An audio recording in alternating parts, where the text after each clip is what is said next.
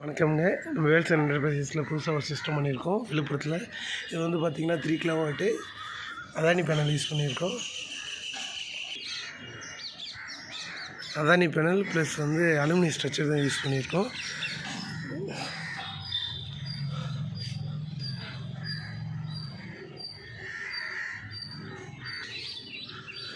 Aluminium structure panel பார்த்திங்கன்னா Adani panel 540 use பண்ணியிருக்கோம்.